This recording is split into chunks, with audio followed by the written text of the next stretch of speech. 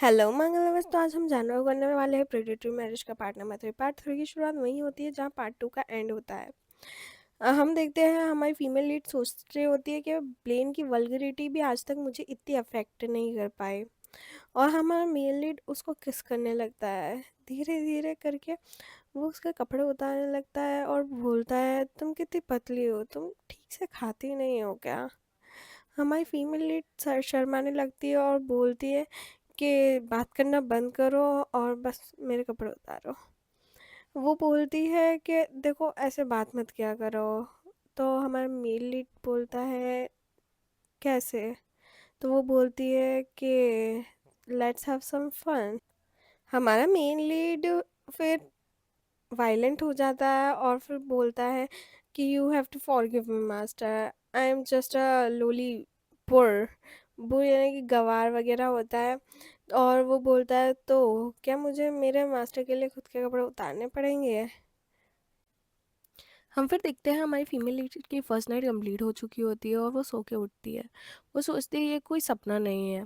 फिर वो हमारे मेल लीड को देखने लगती है और वो सोचती है क्या इसने मुझे क्लीन करा। फिर वो सोचती है कि आखिरकार मैंने ये कर ही लिया, मुझे विश्वास नहीं होता। वो सोचती है ये पेनफुल था और थकाने वाला था, पर मुझे बहुत ज़्यादा अच्छा भी लगा। वो मुझे नहीं लगता मैं इसे कभी भूल पाऊँगी। चीज़ें मेरे हिसाब से नहीं चली, पर फिर भी आखिरकार मैंने अपना गोल अचीव ही कर लिया। मैंने अपनी वर्जिनिटी लूज़ कर दी। अब मैं कोई वैल्यू नहीं है, अब मुझे कोई रिपेयर नहीं कर पाएगा। फिर हमारी फीमेल लीड यही सब सोच रही होती है और वो सोचती है कि अब मुझे यहाँ से जाना रहेगा, अब मुझे घर जाना होगा। वो सो कर के उठने लगती है, वैसे ही हमारा मेल लीड उसको कमर से वापस खींच लेता है और अपने पास लेटा लेता है और बोलता है, तुम कहाँ जा रही हो। वो सोचती है कि हमारी हमारी रात साथ की अब ख़त्म हो चुकी है यहाँ पर।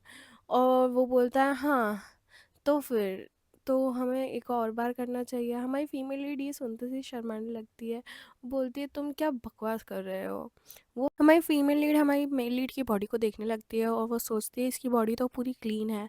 आज तक मैंने जितने भी कुर्कन्स देखे उन सब की बॉडी पे टैटूज थे, पर ये कुछ अलग है। वो हमारा मेन लीड बोलने लगता है कि तुम क्या देख रही हो।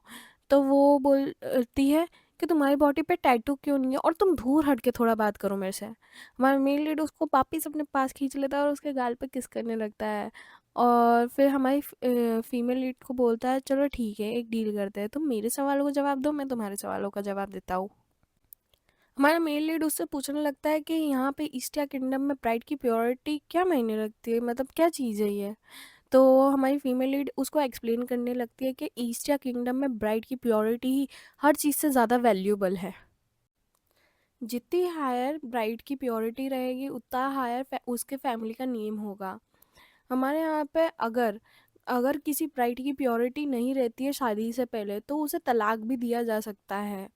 और वो सोचती है, बहुत सारे रीजंस थे जिसकी वजह से मैं मेरी प्योरिटी गंवाना चाहती थी, मैं मेरा फर्स्ट टाइम गंवाना चाहती थी। और उनमें से एक ये भी था कि मैं एक अधेड़ उम्र के आदमी से शादी करने वाली हूँ जो मेरे से 25 साल बड़ा है।